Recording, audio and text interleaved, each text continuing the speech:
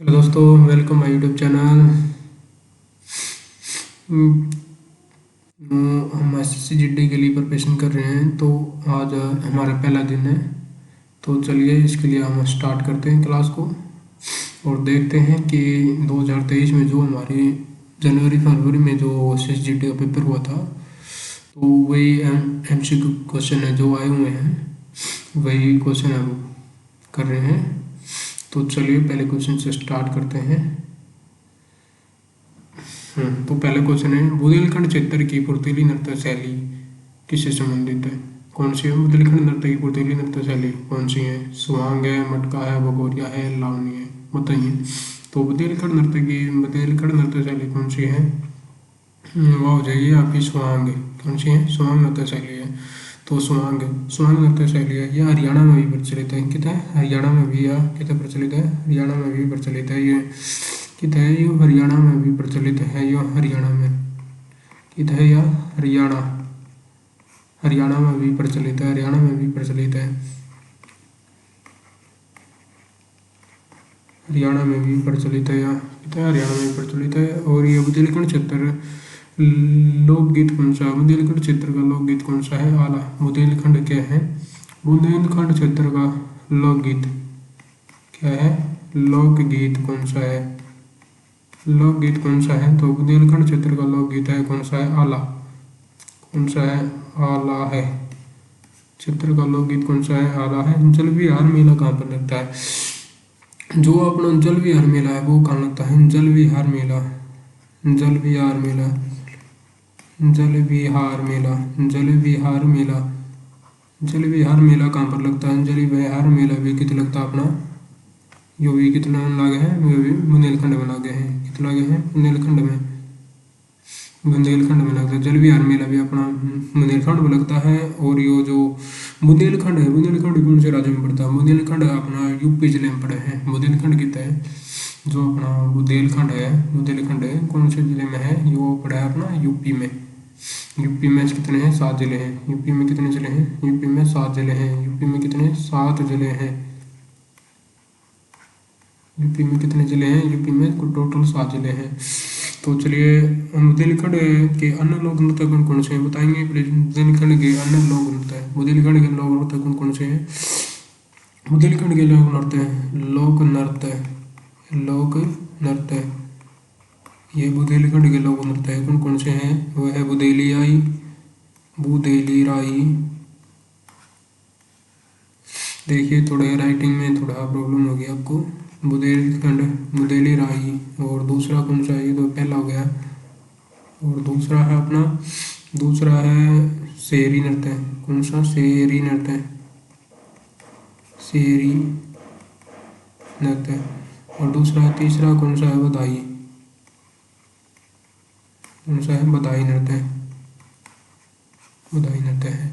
तो चलिए आगे अगले क्वेश्चन पर आते हैं। तो अगला क्वेश्चन है, निम्नलिखित नृत्यों में से कौन गरीबों की कथकली के नाम से जाना जाता है? गरीबों की कथकली, बताइए क्या? गरीबों की कथकली के नाम से किसे जाना जाता है? गरीबों की कथकली बताइए। गरीबों की कथकली ओनम तुलन, मोहिनी या चारा कुलतन, मुंडियाम, किसे जाना जाता है? बताएंगे। तो कौन सा अपना राइट होगा? तो इसका राइट आंसर है ओलन तुलन। ओलन तुलन किसको जाना जाता है? ओलन तुलन को जाना जाता है। तो इसमें ये कहाँ पर होता है? ये सारे किस होते हैं? केरल, केरल नृत्य संबंधित है। ये किसका है? किससे संबंधित है? ये किससे संबंधित है? केरल से संबंधित है। ये किससे संबंधित है? केरल से संबंधित है। केरल से संबंधित है। केरल से संबंधित है ये। कितने केरल से संबंधित है ये। और वह इसके संस्थापक कौन है? जैसे कोलन जो गरीब नृत्य कथकली नृत्य है, ओलन तुलन है, इसके संस्थापक है। इसके संस्थापक, संस्थापक, इसके संस्थापक कौन है? इसके संस्थापक कौन है? कोचिन निबियार। कोचिन निबियार कौन है? कोचिन निबियार, कोचिन निबियार, नेबियार, उनसे कोचिन निबियार। तो अगले पाइए, कर्नाटक संगीत का पितामह किसे कहा जाता है? कर्नाटक संगीत का पितामह किसको कर्नाटक संगीत का पितामह किसे कहा जाता है? किसे कहा जाता है कर्नाटक संगीत का पितामह किसे कहा जाता है? कर्नाटक संगीत का पितामह स्वाति तिरुपाल को, त्यागराज को, मुक्ति दीक्षित को। बताइए किसको कहा जाता है कर्नाटक संगीत का पितामह किसे कहा जाता है? कर्नाटक संगीत का पितामह किसे कहा जाता है? वो कहा जाता है पुरंदरदास को। कर्नाटक संगीत का पितामह पुरंदरदास को कहा जाता है। किसको कहा जाता है? पुरंदरदास को कहा जाता है कर्नाटक संगीत का पितामह। ठीक है, अब फिर अगले क्वेश्चन पे आते हैं। अगला क्वेश्चन है संगीत वाद्य यंत्रों के उनके संबंधित शिक्षकों को दिए गए अनुक्रम के अनुसार यही क्रम का चयन करें। उस्ताद उल्ला रखा खा, तोताराम शर्मा और टी.एच. विनायक राम है। ये किस किस से संबंधित है इनका बताना है। कौन से वाद्य यंत्र बजाते हैं? उस्ताद विष्णु। ये तो मेन जो पढ़ने की चीज़ है क्वेश्चन में ये है। कौन सा? ये यहाँ से आप जैसे कोई भी एग्जाम दोगे पेपर में, उसमें आपको देखना है क्वेश्चन में मतलब क्या इंपॉर्टेंट है, उसको थोड़ा ध्यान देकर पढ़ना है। जैसे उस्ताद उल्ला रखा खां, तोताराम शर्मा, टी.एच. विनायक राम, इनसे कौन से वाद्य यंत्र से संबंधित है? तो कौन से वाद्य यंत्र से संबंधित है ये कौन से तबला से संबंधित है। किससे संबंधित है? ये संबंधित है तबला से संबंधित है। तबला पखावज और घाटम, तबला पखावज और घाटम से ये संबंधित है। तबला पखावज और घाटम से ये संबंधित है। तो अगला क्वेश्चन पाएंगे। अगला क्वेश्चन FTX क्रिप्टो कप में से किस खेल में आयोजित किया जाता है? FTF क्या है? FATF क्या है? FTF कहाँ आयोजित किया जाता है? FTF में पूछा इसने कहाँ आयोजित किया जाता है? FTF क्रिप्टो कप पूछा इससे किस खेल से संबंधित है? FTF क्रिप्टो कप किस खेल से संबंधित है? किससे संबंधित है FTF क्रिप्टो कप? से ये शतरंज से संबंधित है। किससे संबंधित है? ये शतरंज से संबंधित है। FTF क्रिप्टो कप किससे संबंधित है? शतरंज से संबंधित है। इसमें मतलब क्या होता है, इसमें कितने खाने होते हैं? इसमें जो शतरंज के खेल का इसमें मैदान होता है उसमें 64 खाने होते हैं। कितने? 64 खाने होते हैं। 64 खाने 64 है कितने? 64 खाने होते हैं। इसमें कितने? 64 खाने होते हैं और 32 इसमें चैप्टर होते हैं। ठीक है, तो इसमें जो स्नूकर किससे संबंधित है? सॉकेट ओपन से संबंधित है। उसको तो बिलियर्ड से संबंधित कौन से हैं? ऑथर वाकर तो बिलियर्ड से संबंधित है। और गोल्फ से कौन कौन से हैं? गोल्फ है राइडर कप कौन से संबंधित है? राइडर कप कौन सा संबंधित है? गोल्फ से कौन से हैं? गोल्फ का कौन सा है? राइडर कप है। कौन सा कप है? राइडर कप है। ये गोल्फ से संबंधित है। राइडर कप किससे संबंधित है? गोल्फ से संबंधित है। तो अगले क्वेश्चन पे आएंगे। अपना अगला क्वेश्चन क्या है? अंडमान निकोबार द्वीप समूह किस उच्च न्यायालय के अधिकार क्षेत्र में आता है? अंडमान निकोबार द्वीप समूह किस उच्च न्यायालय क्षेत्र के अंतर्गत आता है? अंडमान निकोबार द्वीप समूह क्या है? अंडमान निकोबार द्वीप समूह किस उच्च न्यायालय के अधिकार क्षेत्र में आता है? किसके में आता है? यूँ आता है कलकत्ता उच्च न्यायालय के अधीन आता है। यो किसके अधीन आता है? कलकत्ता उच्च न्यायालय के। तो यो कलकत्ता उच्च न्यायालय कित पड़ा है? यो पड़ा है वेस्ट बंगाल में। कित पड़ा है? यो पड़ा है वेस्ट बंगाल में पड़ा है। कहाँ पड़ता है? यो पड़ता है वेस्ट बंगाल में। वेस्ट बंगाल में पड़ता है। और जो वर्तमान में कितने उच्च न्यायालय हैं? वर्तमान में कितने उच्च न्यायालय हैं बताइए? वर्तमान में कितने उच्च न्यायालय हैं? कितने उच्च न्यायालय हैं? वर्तमान में कितने उच्च न्यायालय हैं बताइए? वर्तमान में कितने उच्च न्यायालय हैं? 25 उच्च न्यायालय। और 25 उच्च न्यायालय कौन सा है? अमरावती का। कौन सा है? अमरावती का। अमरावती 25वां उच्च न्यायालय कौन सा है? यह है अमरावती का उच्च न्यायालय 25वां। ठीक है, अमरावती उच्च न्यायालय 25वां है। फिर मुंबई में कौन कौन से हैं? मतलब मुंबई हवाई अड्डा किस किस के हैं? मुंबई जो हमारा है उच्च न्यायालय है उसमें कौन कौन से के यहाँ हैं? उसमें महाराष्ट्र, गोवा का, दमन, नागर, दमनदीव के यहाँ हैं। तो अगले क्वेश्चन पे आते हैं। मूल लोकसभा वाद विवाद किस भाषा में मुद्रित होते हैं? मूल लोकसभा वाद विवाद के हैं। मूल लोकसभा वाद विवाद किस भाषा में मुद्रित होते हैं बताइए? किस में मुद्रित होते हैं? मूल लोक सभा वाद विवाद किस भाषा में मुद्रित होते हैं? किस में मुद्रित होते हैं? वे मुद्रित होते हैं अपने किसमें? हिंदी और अंग्रेजी दोनों में। किसमें मुद्रित होते हैं? हिंदी अंग्रेजी इन दोनों में मुद्रित होते हैं। मूल लोक सभा वाद विवाद किसमें मुद्रित होते हैं? हिंदी और अंग्रेजी इन दोनों में मुद्रित होते हैं। अगले पाएंगे।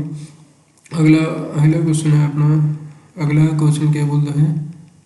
अगला क्वेश्चन है फुहार का कावेरी पट्टनम में से किस राजवंश का पतन था?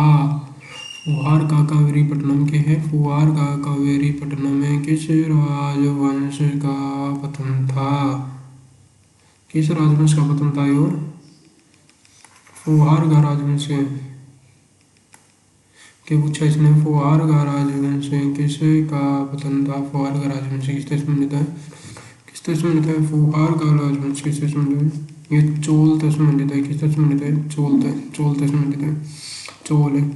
चोल के राजा करिकल द्वारा इसकी स्थापना करी गई थी। किसके राजा? इनके कोरकल द्वारा स्थापना। इसके संस्थापक कौन थे? विजाल्य।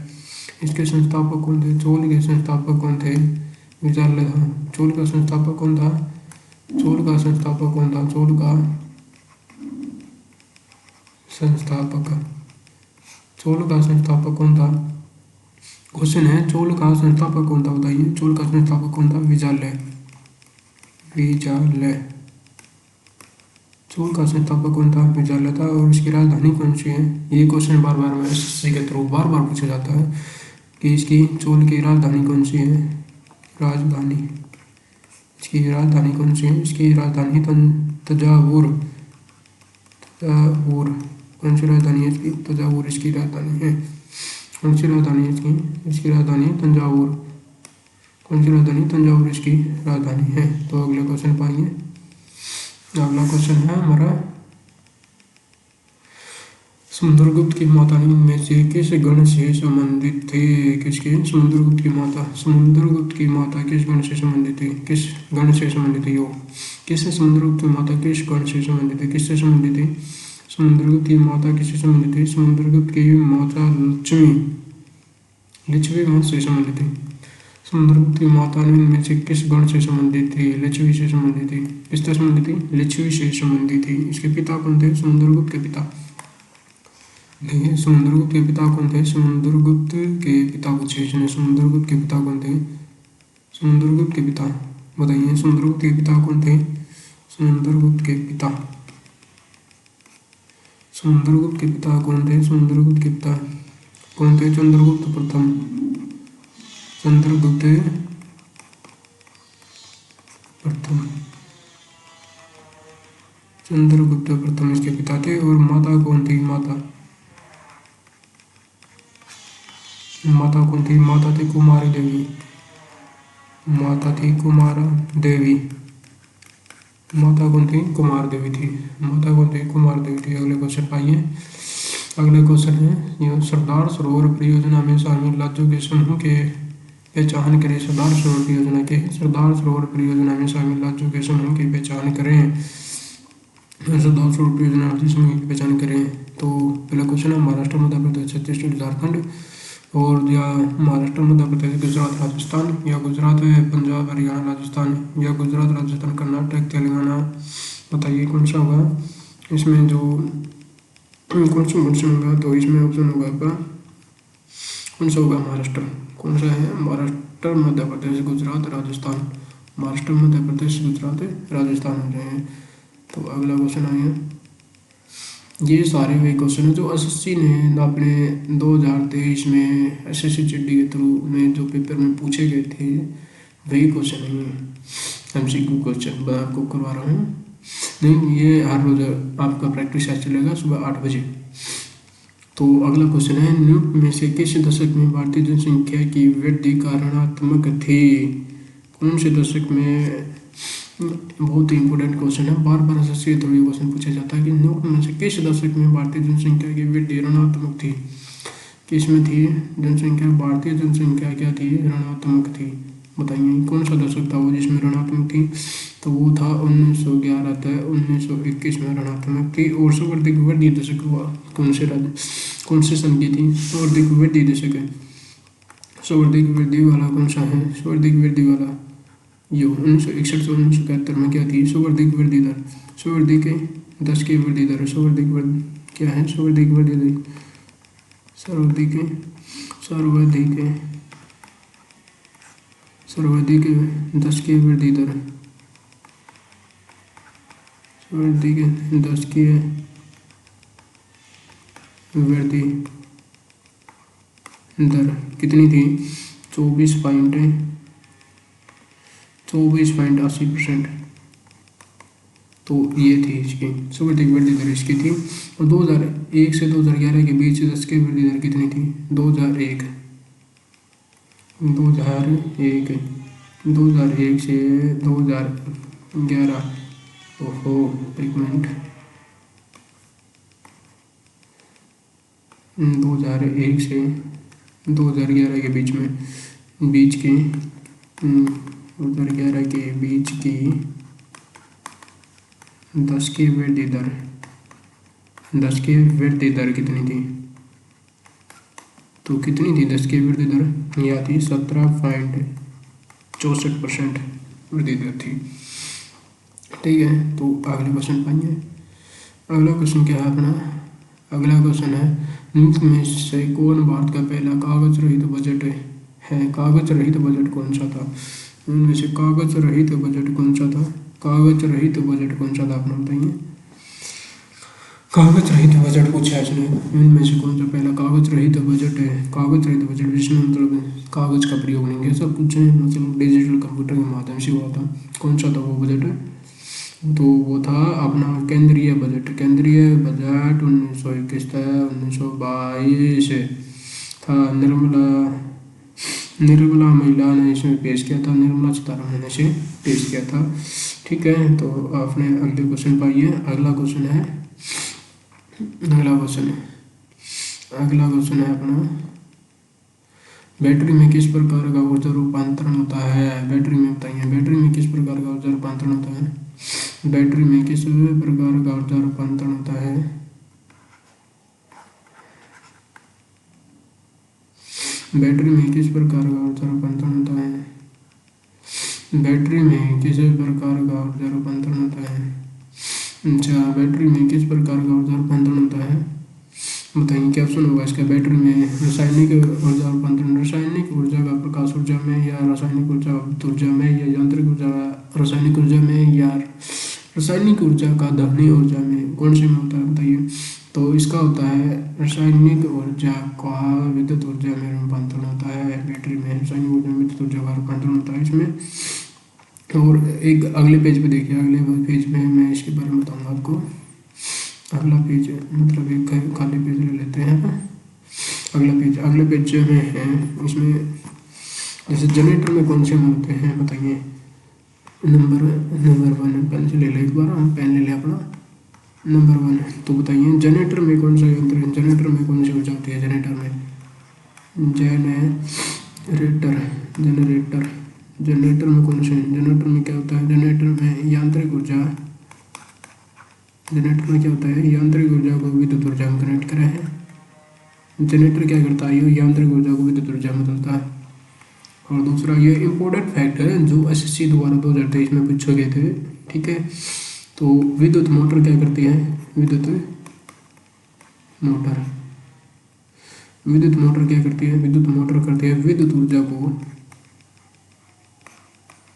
किसको, विद्युत ऊर्जा को यांत्रिक ऊर्जा में परिवर्तित करती है। किसमें, यांत्रिक ऊर्जा में परिवर्तित करती है। और तीसरा क्या है, तीसरा है माइक्रोफोन क्या करता है, माइक्रोफोन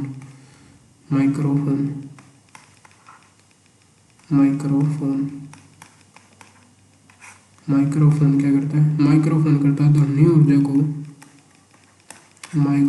ध्वनि ऊर्जा को विद्युत ऊर्जा में कनेक्ट कर रहा है। माइक्रोफोन ध्वनि ऊर्जा को विद्युत ऊर्जा में कनेक्ट करता है। और चौथा है लाउड स्पीकर क्या करता है, लाउड स्पीकर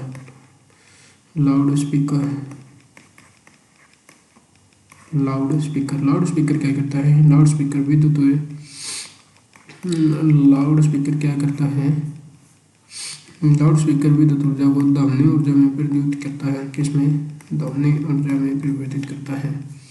और एक और लिख लीजिए, पांचवा। सितार क्या करता है? जो सितार बजाने वाला सितार होता है, सितार क्या करता है? सितार क्या करता है? सितार करता है यांत्रिक ऊर्जा को ध्वनि ऊर्जा में परिवर्तित करता है। यांत्रिक ऊर्जा को ध्वनि ऊर्जा में परिवर्तित करता है। तो चलिए अगले क्वेश्चन पे चलते हैं। अगला क्वेश्चन है, पालक में कौन सा मल पाया जाता है? तो ऐसे से हर बार ये ऐसे अलग अलग पॉइंट पूछती है। जो पहले तो ये क्वेश्चन पूछा है कि फार्मिकल में कौन सा अम्ल होता है, किसमें पाया जाता है? चींटी के रैंक में पाया जाता है फार्मिक अम्ल। पहले तो ऐसे प्रकार के क्वेश्चन पूछा, पर अब अलग अलग प्रकार के अम्ल पूछती है। जैसे पालक में किस प्रकार का अम्ल पाया जाता है, तो कौन सा पाया जाता है? पालक में किस प्रकार का अम्ल पाया जाता है? पालक में किस प्रकार का अम्ल पाया जाता है? पालक में कौन सा अम्ल पाया जाता है? सेट्रिक ओक्सैलिक अम्ल पाया जाता है। कौन सा? ऑक्सैलिक अम्ल पाया जाता है पालक में। कौन सा? ऑक्सैलिक अम्ल पाया जाता है पालक में। तो फिर एक और बताइए, तो सेब में कौन सा होता है? सेब में कौन सा होता है? एक मिनट रुकिए। सेब में कौन सा अम्ल होता है? सेब में कौन सा अम्ल होता है? सेब में अगले पेज पे देखिए, बताइए सेब में कौन सा अम्ल होता है? एक नंबर इसमें देख लीजिए एक बार। सेब में कौन सा मतलब सेब में कौन सा अम्ल होता है? मैलिक अम्ल। सेब में कौन सा अम्ल होता है? मैलिक अम्ल होता है सेब में। फिर दूसरा देखते हैं। दूसरा, मक्खन में कौन सा अम्ल होता है? मक्खन में कौन सा अम्ल होता है? किसमें? मक्खन में कौन सा अम्ल होता है? ब्यूटेरिक अम्ल। ब्यूटेरिक कौन सा अम्ल होता है? ब्यूटेरिक अम्ल होता है। ब्यूटेरिक अम्ल होता है। तो तीसरा देखिए, जैतून के तेल में कौन सा अम्ल होता है? जैतून के तेल में कौन सा अम्ल होता है?